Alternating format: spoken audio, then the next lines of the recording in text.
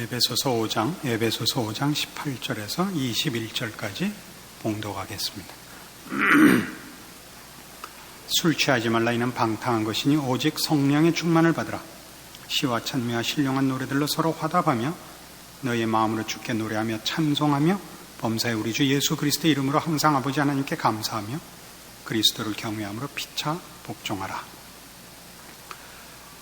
우리가 신앙 문제, 기독교의 이 신앙 문제를 따질 때 우리가 초월을 앞세우고 초월로만 편중되는 이유 중에 하나가 우리의 종교적 본능 때문에 그렇다 그랬습니다.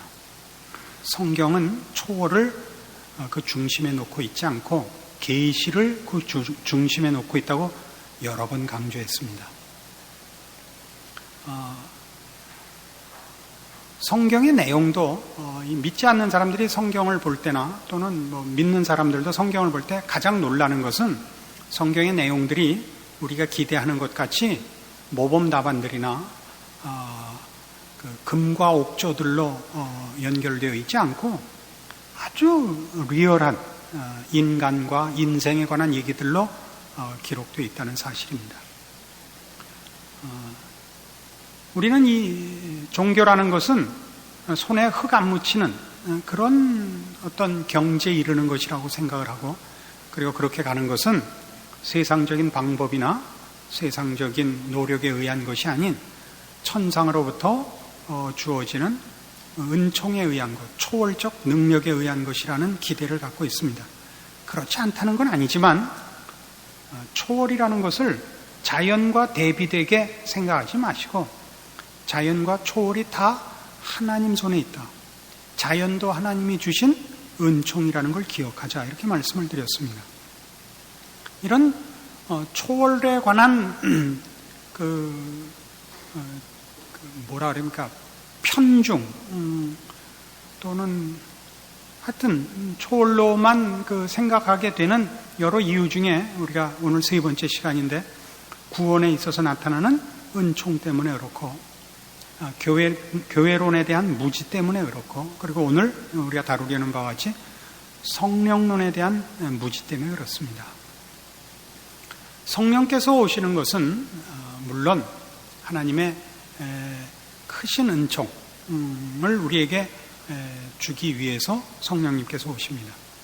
성령님이 우리를 강하게 간섭하시며 우리를 돌이키시며 새로 빚으시며 몰랐던 것을 알게 하시며 하는 여러 가지 초월적인 내용과 또 초월적인 방법을 동원하시는 것이 사실입니다.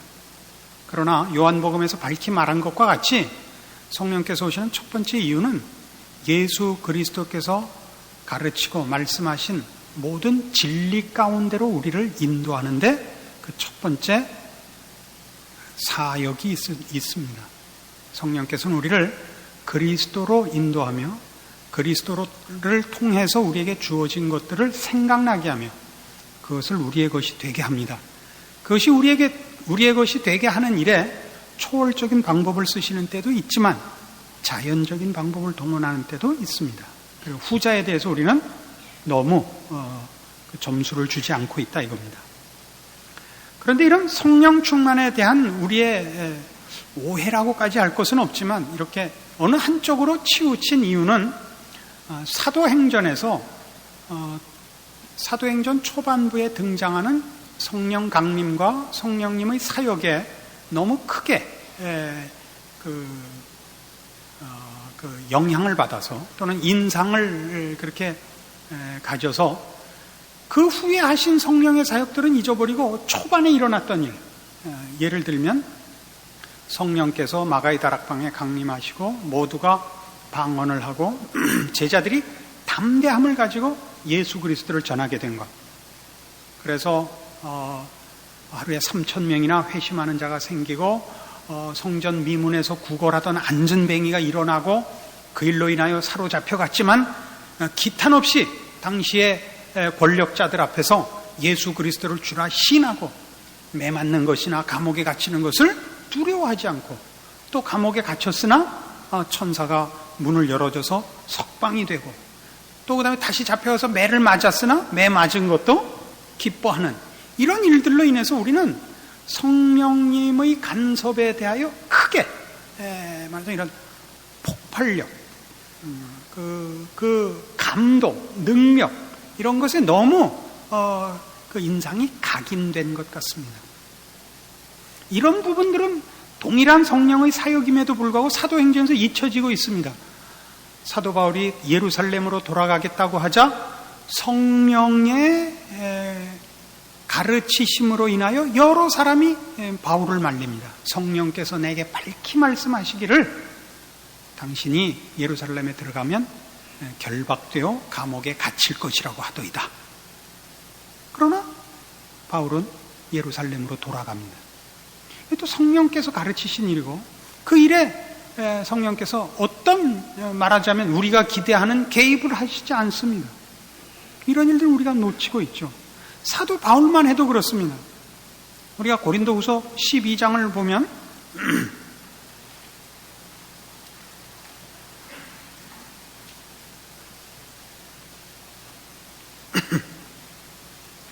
고린도후서 12장 7절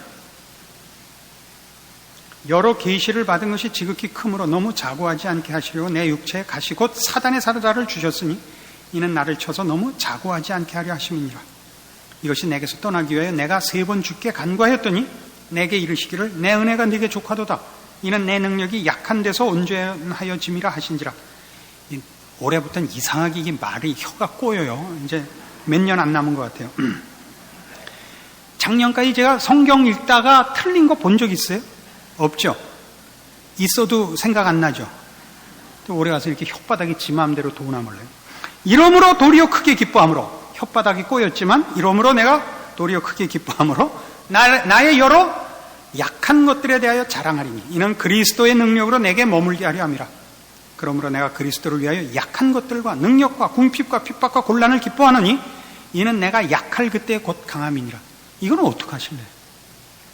왜 우리는 성령께서 오셔서 강하게 붙잡고 강하게 일하게 하시는 쪽은 성령의 사역, 성령 충만, 성령의 개입이라고 그 감동하고 기대하고 소원하면서 같은 성령께서 사도 바울을 예루살렘에 보내어 그를 묶고 포로가 아니죠. 죄수로 보내고 감옥에 갖다 가두느냐.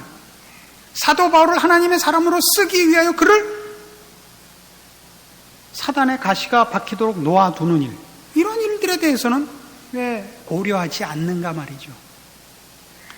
성령 충만이 가지는 우리의 개념은 즉각적이고 완전한 기대입니다. 그렇죠?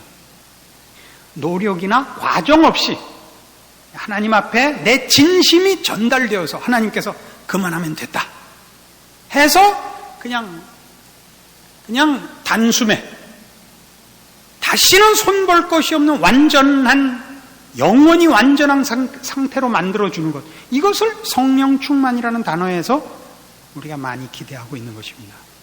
그러나 성경에서는 그런 약속을 하는 데가 없습니다.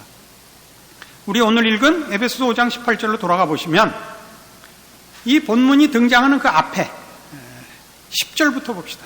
8절부터 봅시다. 너희가 전에는 어두움이더니 이제는 주 안에서 빛이라. 빛의 자녀들처럼 행하라. 빛의 열매는 모든 착함과 의로움과 진실함에 있느니라. 주께 기쁘시게 할 것이 무엇인가 시험하여 보라. 너희는 열매 없는 어두움의 일에 참여하지 말고 도리어 책망하라. 저희의 은밀히 행하는 것들은 말하기도 부끄러움이라. 그러나 책망을 받는 모든 것이 빛으로 나타나나니 나타나지는 것마다 빛이니라. 그러므로 이르시기를 잠자는 자여 깨어서 죽은 자들 가운데서 일어나라. 그리스도께서 네게 비추시리라 하셨느니라. 그런즉 너희가 어떻게 행할 것을 자세히 주의하여 지혜 없는 자같이 말고 오직 지혜 있는 자같이 하여 세월을 아끼라. 때가 악하니라. 그러므로 어리석은 자가 되지 말고 오직 주의 뜻이 무엇인가 이해하라. 여기에는 이 지금 읽은 8절에서 17절까지의 성도들에게 권고하는 신앙의 그 진전, 신앙의 완성에 대해서는 무슨 어떤 특별한 그 비방이 있다는 것 느낌이 전혀 없습니다. 노력하고 연습하고 분별하고 지혜를 동원해야 되고 애써야 하고, 이렇게 우리가 아는 보통 표현하자면 일반적인 방법으로 권면하고 있지 초월적인 어떤 약속이 없다고요.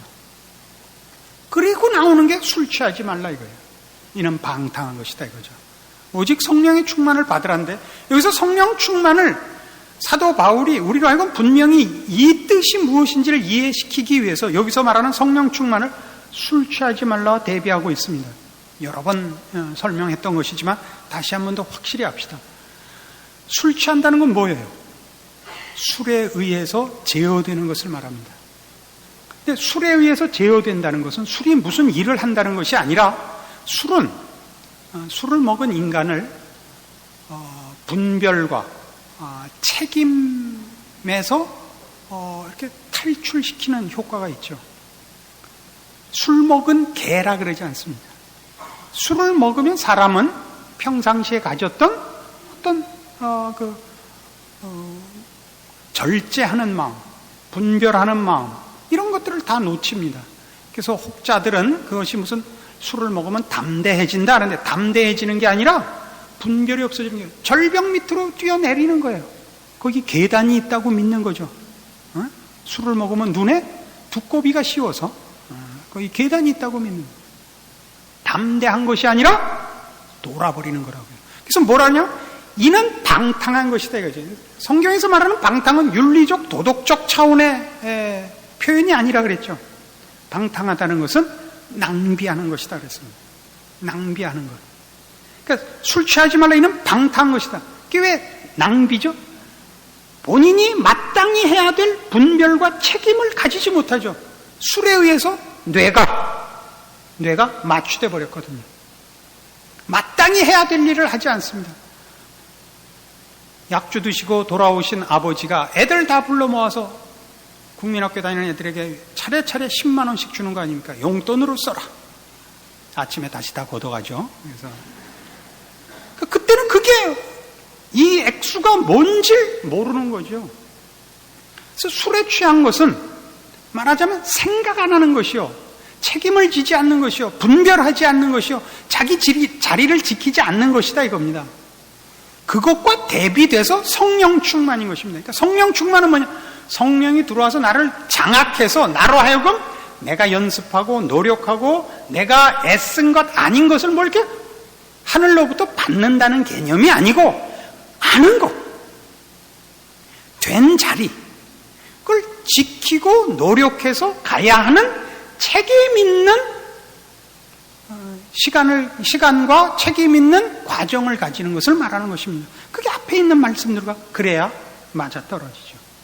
어떻게 하라 그랬어요? 주께 기쁘시게 할 것이 무엇인가 시험하여 보라. 그렇죠? 어떻게 행할 것을 자세히 주의하여 지혜 없는 자가 하지 말고 오직 지혜 있는 자가 제 세월을 아끼라.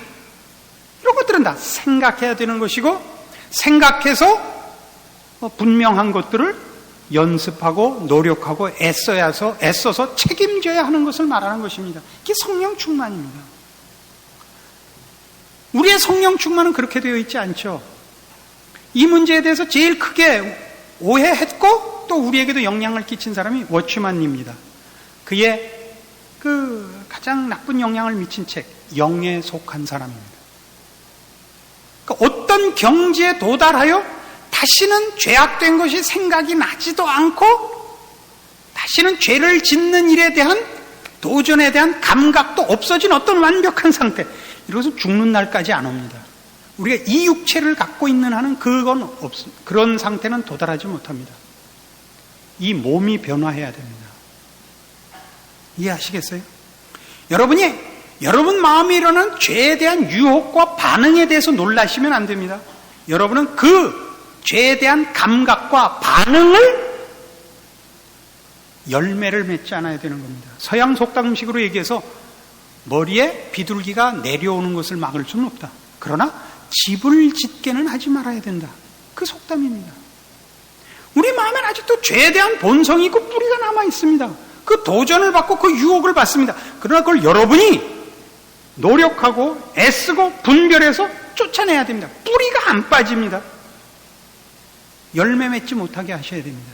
그러나 좀 잘못되면, 성령 충만을 잘못 이해하면, 성령 충만을 받으면 성령께서 이 뿌리 자체를 뽑아줘서 다시는 죄가 생각이 나지도 않고 죄에 대한 감각이 없는 자가 될 거라고 생각합니다.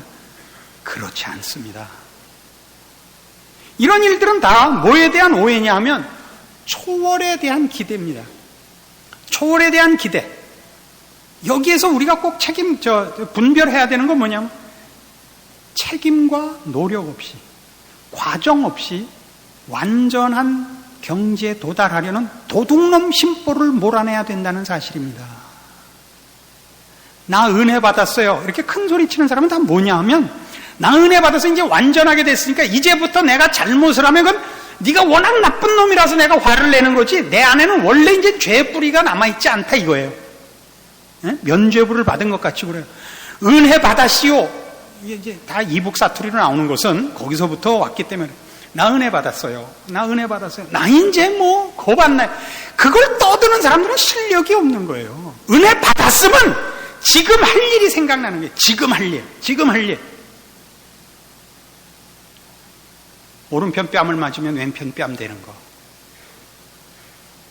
오늘 할 일. 내가 있는 자리에서 하나님의 사람으로 서 있는 거. 그 할 일이 생각나는 거예요. 전 이거 아주 이런 일을 맡은 사람이 특별한 사람이 있어요. 근데 다 이런 식으로 가서 그래. 무슨 국가와 세계와 미래와 무슨 선교. 이건 다 사기꾼이에요. 거의. 왜 그런 얘기를 해요? 저녁밥 하기 싫어서 모여서 그 얘기하는 거예요. 알아들어요? 집에 가서 저녁밥 해놓으세요. 저녁밥 했는데도 애들이랑 남편이 안 돌아오면 집에서 기다리세요. 교회 오지 말고. 그러니까 교회 와서 큰 소리로 주여 북한을 저에게 이건 돈놈들이에요. 그건요 미친놈들. 지가 할 일을 안 하려고 그 얘기하는 거예요. 너무 심하게 얘기한다고요? 거의 맞아요. 거의 맞고 북한을 위해서 애써야 되는 사람은 한 두 사람밖에 없어요. 이름도 몰라요. 누군지. 그 다 뭐 해야 되냐면 너나 잘하란 말이에요. 너나. 자기 일을 하세요. 자기 일을. 이상하게 하다 보니까 성질이 나는데 봐요. 고린도전서 4장에 가봐요.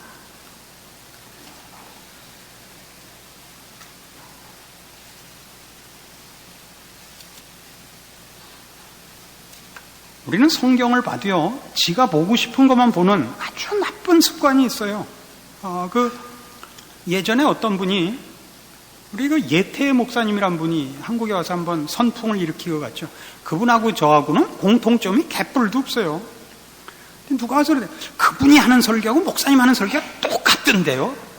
그럼 뭐라 그래야 돼요, 내가? 응? 뭐에 똑같아요? 무슨 똑같을 게 뭐 있어요? 제가 언제 사람 넘어뜨리는 거 봤어요? 예수 믿으면 복 받는다 그런 적이 있어요. 무슨 개수작을 떨고 있는 거예요? 이것도 내 앞에 와가지고. 고린도전서 4장 1절. 그러니까 이 설교는요, 성깔이 칼칼해야 잘해요.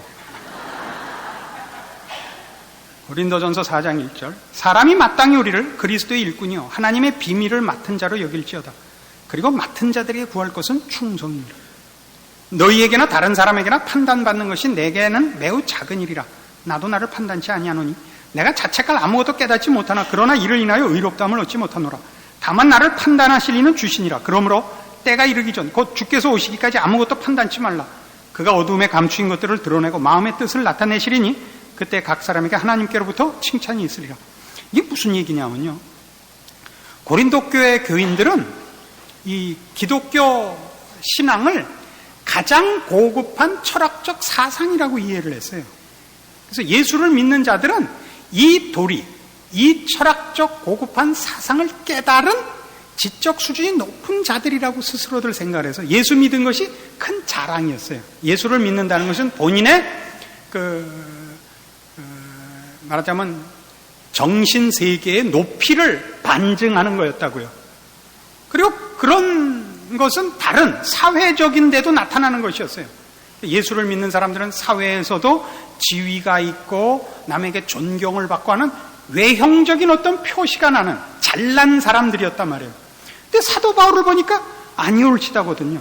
뭐 생긴 거로나 말하는 걸로나 뭐 경제적인 형편으로나 사회적인 지위로나 하나도 없거든요. 그러니까 고린도 교회에서 크게 의문을 제기했던 것은 정말 하나님이라는 온 천하를 지으시고 최고의 신이라는 그렇게 높으신 신의 종이 맞냐 하는 의문이 제기됐다고요. 하나님이라는 신이 가장 높은 신이라면 어떻게 쫄따구를 입따구를 쓰겠느냐? 그래서 하는 얘기예요. 사람이 마땅히 우리를 그리스도의 일꾼이요 하나님의 비밀을 맡은 자로 여길지어다. 그리고 맡은 자들에게 구할 것은 충성이니라. 충성이지 겉으로 보이는 치장이 아니니라. 그럼 너희가 우리를 판단하지 마라. 나도 나를 판단치 않는다. 나중에 하나님 앞에서 다 심판받는 날이 온다. 그 전에 섣부르게 사람을 판단하지 마라. 이 얘기를 쓸 수밖에 없었다고요. 이게 뒤집으면 무슨 얘기냐 하면 가장 고급하고 귀한 하나님의 일을 하는 사도 바울에게 어떤 성령 충만한 어떤 외형적인 모습이 보이질 않았다고요. 우리는 왜 이런 데 치중하죠? 아까도 얘기했죠. 우리는 쉽게 신앙의 목적지에 도달하려고 생각을 해요. 노력하고 애써서 도달한다는 것을 애써서 외면해요. 그럴 리가 없다고 스스로를 기만하고 그저 언제 한번 이렇게 날 받아서 일주일 금식 확 하고 철야 몇 밤 해서 뒤에 이렇게 앙심 먹고 쌓아놨다가 어떻게 한번 이렇게 하려고 그래요. 아니요. 전 평생에 걸쳐서 매일매일 해서 쌓으셔야 돼요. 하루 안 한 것만큼 져요. 그 하루는 다른 하루로 때울 수가 없어요. 여러분이 하루에 할 수 있는 일은 하루에 할 수 있는 것을 넘어가지 못해요. 그 하루에 할 수 있는 것을 여러분 전 평생에 걸쳐서 쌓으셔야 되는 거예요. 이어야 되는 거예요. 그렇게 안 하려고 그래요. 그래서 자꾸 우리는 너무 감정적으로 가요. 이렇게 제가 제일 싫어하는 게 이렇게 울먹거리지 좀 마시라고요. 예수 믿는 거를.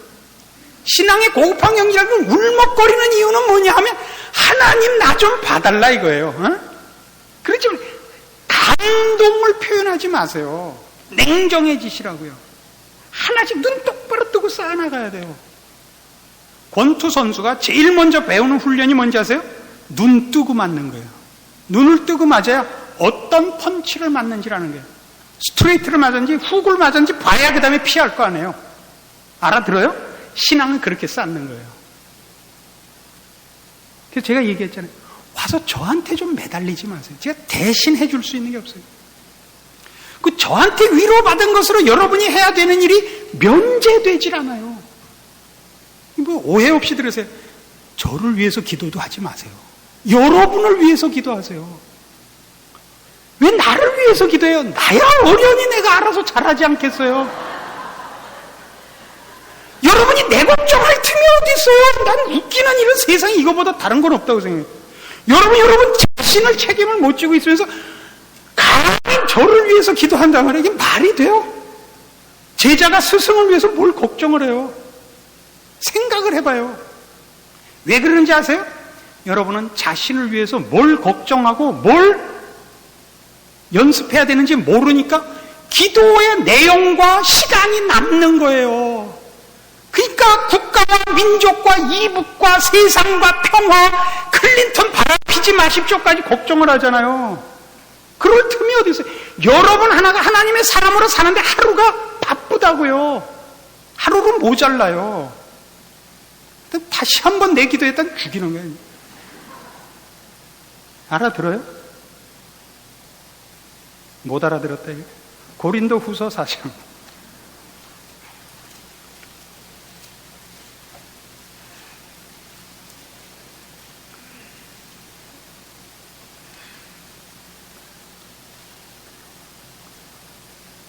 고린도후서 4장 7절. 우리가 이 보배를 질그릇에 가졌으니 이는 능력의 심이 큰 것이 하나님께 있고 우리에게 있지 아니함을 알게 하려 함이라.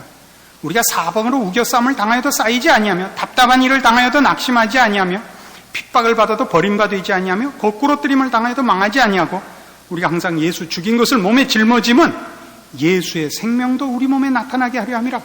우리 산자가 항상 예수를 위해 죽음에 넘기움은 예수의 생명이 또한 우리 죽을 육체에 나타나게 하려 함이니라. 그런즉 사망은 우리 안에서 역사하고 생명은 너희 안에서 하느니라. 예수 믿는 사람을 하나님이 어떻게 쓰느냐면요, 성공한 모습으로 안 쓴다는 거예요.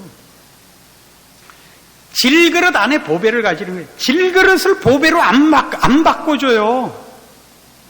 보배를 갖고 있지만 우린 질그릇이에요. 질그릇 안에 보배가 있는 거예요. 성령께서 개입하시면 우린 질그릇이 금으로 바뀔 거라고 자꾸 생각을 해요. 아니요. 우리가 예수를 믿고 주님 앞에 진심을 가지고 헌신하고 있음에도 불구하고 우리는 삶의 또 피해자 같은 꼴에서 면제를 받질 못해요. 그렇게 좋은 신앙과 주를 위하여 목숨까지 버릴 각오를 하고 있는데도요, 주를 위해서 뭐 할 돈이 생기는 건 고사고 먹고 살기가 바빠요. 하루를 넘기가 바쁘게.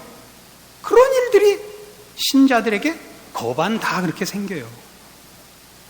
그런 일이 안 생기는 사람은 어렵게 하면 예수 안 믿을까 봐 봐주는 사람만 안 일어나고, 하나님의 진실한 자녀요 신앙인에겐 다 이런 일이 일어나요. 왜 그런다고요?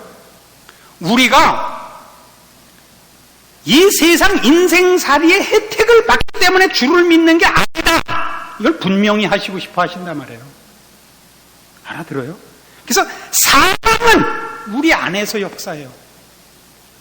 우린 늘 사망에게 넘겨지워진 것 같다고요. 예수를 믿는데 온천한 만물을 지으시고 통치하시는 분의 자녀임에도 불구하고 우리는 밤낮 사망에 넘기우는 자 같아요.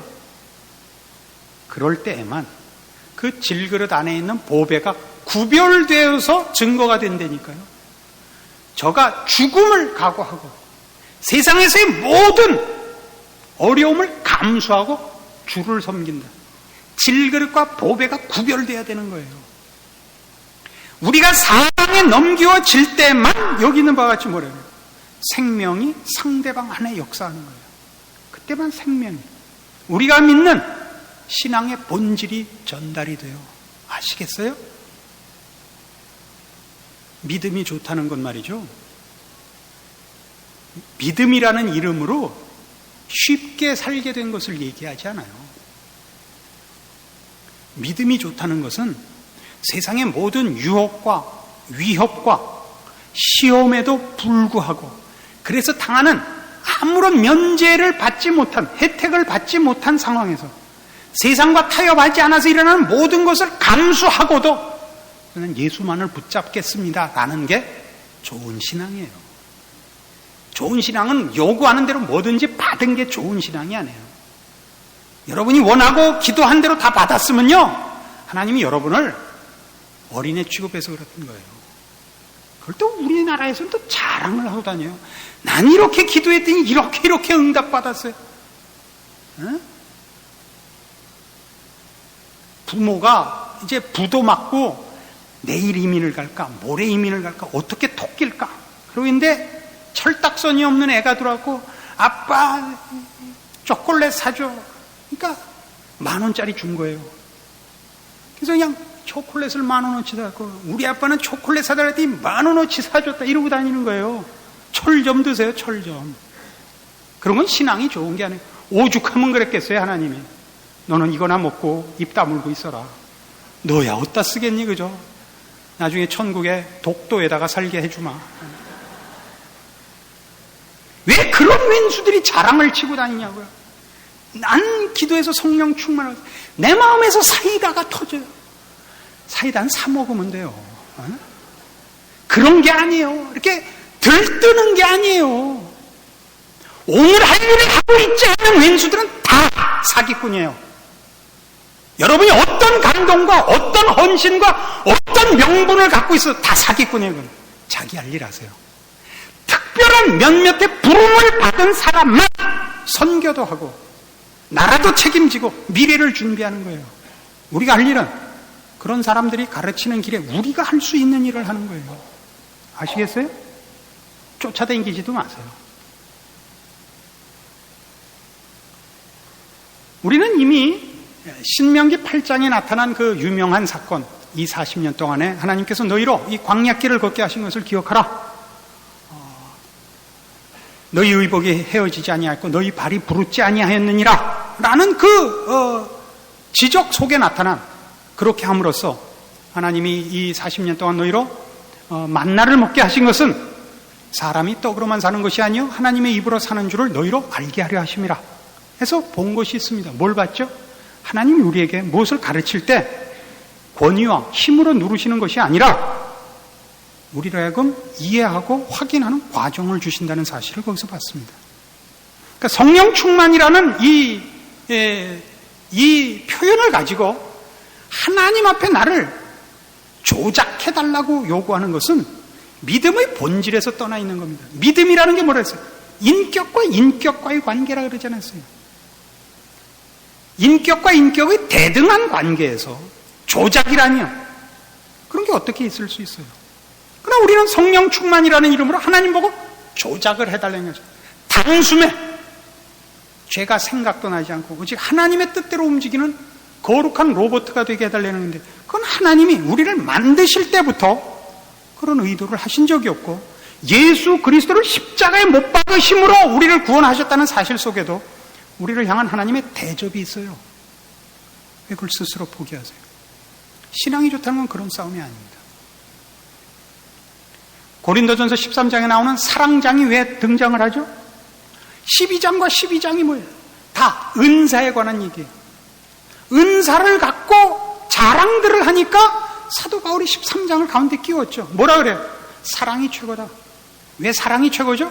우리가 다 지금 부족한 상태에 있기 때문에 사랑해야 된다. 은사는 왜 줬느냐? 우리가 우리만으로 우리의 신앙 인생을 지켜낼 수 없기 때문에 하나님이 개입하신 것이다. 하나님이 그의 백성으로 삼은 성도들을 놓아주지 않고 우리만으로 책임지게 하지 않고 하나님께서 간섭하신 것이 은사다. 은사를 왜 준 거냐? 우리의 유익을 위해서 준 거다. 그러므로 너희가 생각해야 되는 것은 은사를 가지고 나의 우월감을 증명할 것이 아니라 은사를 주신 하나님의 뜻, 우리를 복되게 하고 우리에게 유익을 주기 위해 하나님이 개입하신 손길에 발맞춰 사랑하는 마음을 가지라 이거예요. 그 단어가 뭘 의미한다고요? 우리가 부족한 상태에 있다는 걸 말하고 있다고요. 어떤 은사를 가지든 사랑이라는 개념에서 갖고 있어야 된다고요. 왜요? 우리는 다 거울로 보는 것 같고 지금 꿈꾸는 것 같고 그림자를 보는 것 같은 상태에 있다니까. 왜요? 우리는 완전하지 않아요. 성령 충만이라는 이름으로 신앙을 쉽게 살려고 하지 마세요. 돈 주고 사듯이 신앙이라는 이름으로, 성령 충만이라는 이름으로 신앙을 살려고 하지 마세요. 성령님께서는 그런 일에는 응답하시지 않습니다. 여러분은 신자된 여러분의 처지와 받은 바 은혜와 주어진 성경 말씀을 통한 책임들을 보시고 분별하시고 연습하시고 노력하셔야 됩니다. 그렇게 하루를 이어가셔야 됩니다. 과정도 없고 연습도 없고 책임도 없는 그런 꿈 같은 기대를 갖지 마십시오. 성경이 분명히 우리에게 가르치는 바요, 우리가 외면해서도 안 되고 몰라서도 안 되는 신자된 자들이 제일 근본된 책임입니다. 기도하십시다. 하나님 아버지 은혜를 감사합니다. 우리의 신앙의 연습이 성령님을 기만하여 얻는 것들이 아니라는 것을 확인케 하셨습니다. 우리는 성령님께 가르침을 구할 수 있습니다. 도우심을 구할 수 있습니다. 그러나 내가 책임져야 한다는 것을 절대 놓지 말게 하셔서 말씀을 통하여 가르치시는 성령님의 개입과 우리의 영혼을 잠자는 자리에 내버려 두시지 않고 일깨우시는 성령님의 음성에 대하여 반응하고 책임지는 자리에 서게 하여 주시옵소서. 하루하루를 하나님의 사람으로 살게 하시옵소서. 연습하고 노력하고 애써서 책임 있게 하나님의 사람으로 하루하루를 쌓아가게 하셔서 하나님이 우리에게 베푸신 모든 은혜들이 결실하는 그런 복된 승리와 증언할 것이 있는 인생이 되게 하여 주시옵소서. 예수님 이름으로 기도합니다.